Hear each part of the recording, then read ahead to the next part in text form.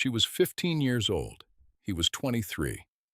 She walked across a room full of the most famous people in the world and introduced herself to the one she wanted to meet. "Hi, I'm Brooke Shields. Are you going to the after party?" Michael Jackson said yes, and then, by his own account, he went home and spun around his room all night, too happy to sleep. What followed was one of the most examined, most discussed, most deliberately ambiguous relationships in the history of American celebrity. For over a decade, they appeared together at award shows and private dinners and red carpets, creating the image of a Hollywood couple at the height of Michael Jackson's fame. He said they were dating. He said he was in love with her. He said she was one of the loves of his life. She said something else entirely. And somewhere between his version and hers is the real story, not just of Michael Jackson and Brooke Shields, but of two people shaped by the same particular damage, finding in each other the only kind of safety either of them had ever known. But the most shocking part, you still haven't heard it. It was February 1981, the 53rd Academy Awards. Michael Jackson had arrived with Diana Ross as his date, the woman he had loved, privately and obsessively, since he was 9 years old, the woman who would never fully love him back. He was 22 years old, and he was, by the measurement of every chart and award and sales figure, the most successful young musician on earth. Across the room, there was a 15-year-old girl who had also been working since before she could form full sentences. Brooke Shields had been in front of cameras since she was 11 months old. By the time she was 12, she had appeared in a film that scandalized the nation. By the time she was 15, she was the most photographed teenager in the world, the face that Calvin Klein had put on billboards across America, the girl whose image was everywhere, who was considered, by the entertainment industry's particular logic, to be simultaneously a child and a symbol of adult desire. She had photographs of Michael Jackson on her walls. He had photographs of her on his. Neither of them knew this about the other. Urged by her mother and manager Terry Shields, who had built her entire business on her daughter's image and understood the value of celebrity proximity, the 15-year-old walked straight up to Michael Jackson and introduced herself. Her mother watched from a distance. Michael melted. "I just melted," he said later. "I thought, does she know that photographs of her are all over my room? And we went on the dance floor, and man, we exchanged numbers, and I was up all night spinning around in my room just so happy." And now everything changed. What the two of them found in each other, from the beginning, was something that neither of them could easily find anywhere else. They were both products of a particular kind of childhood. The kind that isn't really a childhood at all. That is, instead, a childhood-shaped performance conducted for the benefit of adults who need something from you. Both had been working since they were too young to choose it. Both had been managed and marketed and presented to the public as something both more and less than what they actually were. Michael's father had driven him and his brothers toward perfection from the age of 5, using methods that left marks that never fully healed. Brooke's mother had managed every aspect of her daughter's public life with an intensity that blurred the line between love and exploitation. Both children had become the financial foundation of their families before they understood what money was. What they shared, more than anything, was the specific loneliness of being famous in a world that worships famous people. The particular isolation of being surrounded by everyone who wants something from you, and almost no one who simply wants you. With each other, they could be something closer to actual children. They watched movies together. They ate candy. They laughed. They could, for brief periods, step outside the machinery of their own lives and exist in something that felt, if not exactly normal, then at least less abnormal than everything else. But the most shocking part, you still haven't heard it. Brooke Shields had been shaped from very early into a specific image: elegant, pure, classic, untouchable. The Calvin Klein ads had made her famous precisely by suggesting something provocative about a body that was legally still a child's, a contradiction that the industry never resolved and that Brooke herself spent years navigating in private. Michael Jackson placed her on a pedestal that corresponded to exactly this image. He saw her as pure. He saw her as something he didn't want to damage.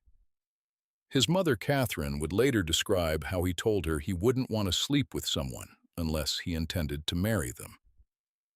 Brooke, in his mind, was the porcelain doll he could admire from a careful distance. But Brooke was not a porcelain doll. She was a human being who was becoming more curious about intimacy as she grew older, and who found, in Michael's company, a specific kind of safety that she later admitted made her more interested in him than she let on publicly. In his autobiography Moonwalk, Michael wrote something remarkable.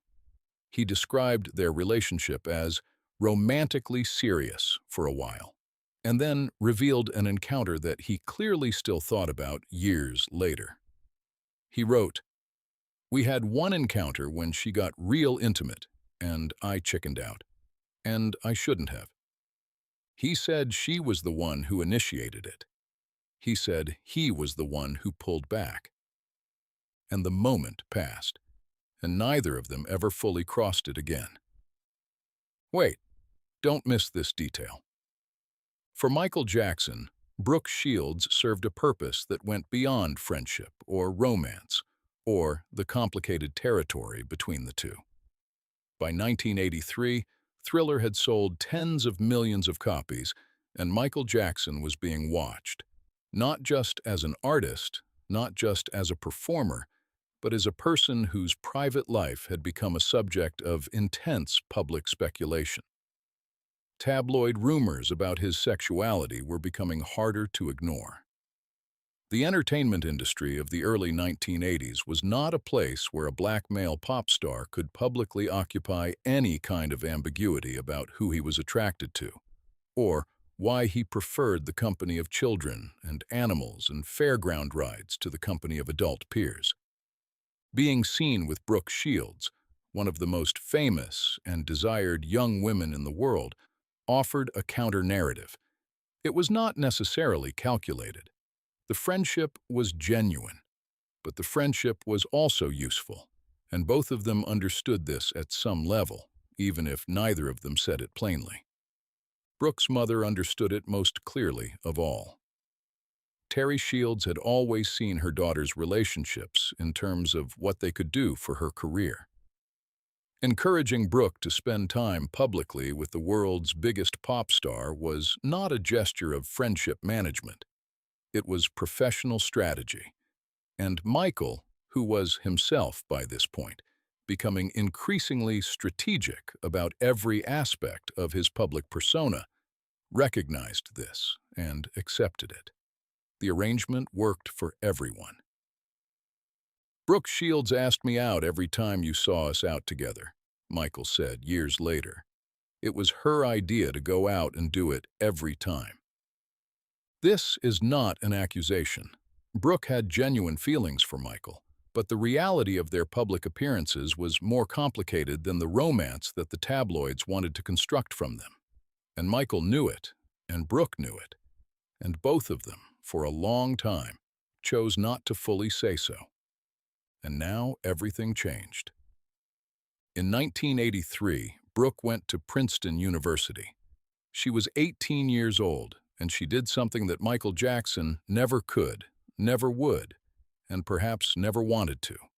She walked into a world of ordinary young people, living ordinary young lives, and simply became one of them. She had a dorm room. She went to classes. She formed friendships that had nothing to do with who her mother was or how famous she was. She fell in love with her college boyfriend, Dean Cain. She lost her virginity at 22 years old, a decade later than most of her peers, in a relationship that was simply a relationship, not a professional arrangement, not a strategic alliance, not a performance for the cameras. She called Michael and told him about it, because that was the kind of friendship they had. She could tell him things, and he would listen without judgment, without the complicated weight of desire or professional interest. He was, she said, like a little kid about it. He wanted to know what first base was, what second base was. He was genuinely curious about a world of ordinary romantic experience that he had never entered and perhaps could not imagine. She later said, "I went to high school and college, and I forced that into my life. He didn't have that luxury. I think he just always felt it was too unattainable for him." This is one of the most revealing sentences anyone ever said about Michael Jackson. Not too difficult, not too dangerous, too unattainable. As if ordinariness was the unreachable thing, the prize that fame had permanently denied him the ability to even try for. When Brooke graduated in 1987, she had changed in ways that Michael hadn't. She was more grounded, more confident, more certain about what she wanted from her life and her relationships. She understood now, from experience, what romantic love actually felt like, and she knew that what she had with Michael, whatever it was not quite that. Michael would still speak sometimes about the two of them marrying, about raising children together. Brooke told him gently, repeatedly, that she was going to have her own marriage and her own children, that he would always have her, but that he didn't need to marry her to keep her. She said, "You have me for the rest of your life. You don't need to marry me." She also said something else privately that clarifies something about the whole decade of their friendship. She knew that Michael wasn't truly in love with her, because Michael was still in love with Diana Ross, had been since he was 9 years old. Brooke Shields knew this, and she accepted it. You still haven't seen the biggest surprise. In 1993, Michael Jackson sat down with Oprah Winfrey for what became one of the most watched television interviews in history. Oprah asked him about his personal life. She asked if he was dating. Michael said yes. He said he was seeing Brooke Shields. He said they kept things private to avoid the press. He said he was in love with her. There was one significant problem with this account. It was not true. At the time of the interview, Brooke Shields was in a relationship with Andre Agassi. She was not dating Michael Jackson. She had not agreed to be described as his girlfriend on national television. She watched the interview and, by her own account, called Michael immediately to ask what he was doing. On the surface, this looked like a calculated move. Michael was facing escalating scrutiny about his sexuality and his private life, and presenting himself as in love with one of the world's most famous women was the simplest possible counter-narrative. His management had reportedly discussed, around this time, the possibility that he should marry in order to project a more conventional image. But the situation was not entirely one-sided. Earlier that same day, Brooke had appeared on Oprah's show herself, and when the question of her relationship with Michael came up, she had not denied anything. She had hovered deliberately in the familiar gray area, neither confirming nor rejecting the idea of them as a couple, allowing the suggestion to linger. She called it a love on a different level. She said they still had crushes on each other. She said she felt closer to him than some of the boyfriends she'd had. So when Michael went further than she had agreed to, she called him and pushed back. And then, a few weeks later, she accompanied him to the 1993 Grammys anyway, where he received the Grammy Legend Award. They appeared together as though nothing had happened. Because for them, in many ways, nothing had. This was simply the arrangement they had always had. Now, everything you've seen so far means nothing. Because here is what happened later that year. Michael Jackson faced accusations from a 13-year-old boy. The allegations consumed everything. Sponsors withdrew. Record sales declined. The press coverage was relentless and unforgiving. Behind the scenes, there were urgent conversations about how to manage the damage. One strategy was simple: marriage. A conventional heterosexual marriage would present the most direct counter-image to the narrative forming around him. Michael called Brooke. He proposed to her. A real proposal. Not the casual, wistful mentions of marrying and raising children together that he had floated for years. A serious proposal made in urgent circumstances to the woman he had known for over a decade. Brooke said no. She was in her late 20s. She was in love with Andre Agassi. She had spent years building a life that was genuinely hers. Not the life that her mother had constructed for her image. Not the life that the industry had mapped out for her, but a life she had chosen. She understood the weight of what Michael was facing. She also understood that saying yes would have meant stepping back into a world of performance and scrutiny that she had worked very hard to leave. After Brooke said no, Michael called Lisa Marie Presley. She said yes. Their marriage was announced in 1994 and became one of the most discussed relationships of the decade. I can't believe this either. But keep watching. Brooke's rejection effectively ended the public chapter of their story. They gradually lost touch. Life moved on. Brooke married Chris Henshey in 2001 and had children. After the birth of her first daughter, she experienced severe postpartum depression, so serious that she later wrote a book about it. When she spoke publicly about her struggle, Michael sent flowers. She said, "At every major event in my life, he reached out. When my dad died, when I had my first daughter, we'd speak. And then, in the last few years, it was harder to get the right number to get through to him. The people around him had changed. The access had narrowed. She worried about him, about his finances, about his children, about his health. She said, I always worried about his health because I thought he was just too skinny." This is what no headline ever captured. By the time Michael Jackson died in June 2009, Brooke and Michael had not seen each other publicly in 16 years. When Katherine Jackson called and asked her to speak at the memorial service at the Staples Center, Brooke had genuinely wondered if she would even be invited. Joe Jackson had never liked her. She had never liked him. She went anyway, and she said this.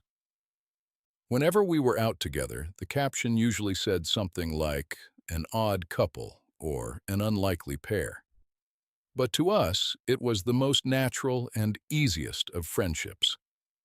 Michael always knew he could count on me to support him or be his date, and that we would have fun no matter where we were. We had a bond. Both of us needed to be adults very early, but when we were together, we were two little kids having fun. And then she asked the audience to imagine Michael perched on a crescent moon and to smile. Her words cut through the ceremony in a way that almost nothing else that day managed. While the world mourned the king of pop, Brooke described someone else entirely. She described the person she had actually known. The shy, curious, funny, innocent young man who had been up all night spinning around his room after exchanging phone numbers at an after-party in 1981. The one who had chickened out and later said he shouldn't have. The one who had called her from a hospital room when she needed him and had sent flowers when her father died. She went to the funeral. She had some cocktails. And then she walked over to Joe Jackson. She told him, "You never liked me. You never even pretended to like me. I never liked you. You were always mean." And then she said, "But I'm going to thank you for your son, because your son changed the world and was my friend." This is the truest thing about Michael Jackson and Brooke Shields, not the tabloid narrative of a romance that may or may not have been, not the strategic management of public image that both of them engaged in with varying levels of intention across more than a decade, not the proposal that came too late, or the marriage that went to someone else, or the years of slow drift that separated their lives. The truest thing is what she said at his funeral, that they were two little kids having fun, that to the outside world they seemed like an odd couple, but to them it was the most natural thing in the world. Ask yourself what it means to spend your entire childhood being useful to other people, to be, from before you can remember, a professional, a product, a commodity, an image. To grow up in front of cameras and never have the experience of just being young and confused and human without the whole world watching. Both of them had that in common. It was rarer than any amount of fame or money, and they recognized it in each other the night they met, in a room full of people who could never quite understand it. In 2018, Brooke published a memoir. She described their relationship this way: "Of course, we loved each other, but nothing happened romantically. He was terrified and sort of juvenile. I think there was an arrested development. We just felt safe with each other. We watched movies and ate candy and laughed at the craziness around us. We loved each other, but it was not at all romantic." Years after his death, she met his daughter Paris at a Calvin Klein show. Paris turned to her and said, "So you're my dad's friend?" Brooke said yes. She waited a moment. Then she looked at Paris and said, "I really miss your dad." Paris held her. "Me too," she said. That is the whole story. A boy who was up all night spinning around his room. A girl who walked across a room and introduced herself to the person she most wanted to meet. 40 years later, his daughter held the woman who had been his friend, and they both said the same thing. They missed him. The music plays on. It always will. There is one more thing that belongs in this story. Something small that clarifies everything. When Brooke spoke at Michael's memorial and asked the audience to imagine him perched on a crescent moon, she was doing something very specific. She was giving the world a version of Michael Jackson that the world had never quite been allowed to see clearly. Not the king of pop, not the global icon, not the subject of tabloid speculation and legal proceedings and decades of public scrutiny. She was giving them the person she had actually known, the shy one who spun around his room all night after exchanging numbers with a girl he liked, the one who wanted to know what first base was, not because he was naive, but because he had been denied the ordinary experience of finding out on his own terms. The one who sent flowers when a friend was struggling and called when a father died, and remained consistent, as Brooke said, to the end. Michael Jackson was many things to many people. To the music industry, he was a commercial phenomenon without precedent. To the public, he was an icon and eventually a subject of controversy. To his fans, he was something closer to sacred. To his children, he was simply their father. To Brooke Shields, he was a boy she had met at a party when they were both too young for the lives they were already living, and who had remained through everything that followed, her friend. She said, "I like to think I was a good friend to him. Our friendship never altered. It just stayed the course. No matter what was happening, whenever we got on the phone, he would just giggle or laugh and say, 'Oh, Brooke.' And I was consistent, and I think that was important for both of us." Consistency. In a life as turbulent and surveilled and ultimately tragic as Michael Jackson's, consistency from another person was perhaps the rarest gift. Not romantic love, not the kind of devotion he had felt for Diana Ross and never quite recovered from. Not the strategic alliance that their public appearances had, at various points, also been. Just the simple, durable thing of someone who answered when he called, who was there at the major moments, who giggled with him on the phone and called him out when he went too far on Oprah, and sent flowers when she needed them, and said what needed to be said at his funeral. She was his friend. He was hers. And that, finally, is the clearest and most complete answer to the question that followed them for nearly 30 years. What were Michael Jackson and Brooke Shields? They were two little kids having fun, in a world that never gave either of them the chance to just be that. They gave it to each other. That is the whole story. And it is enough.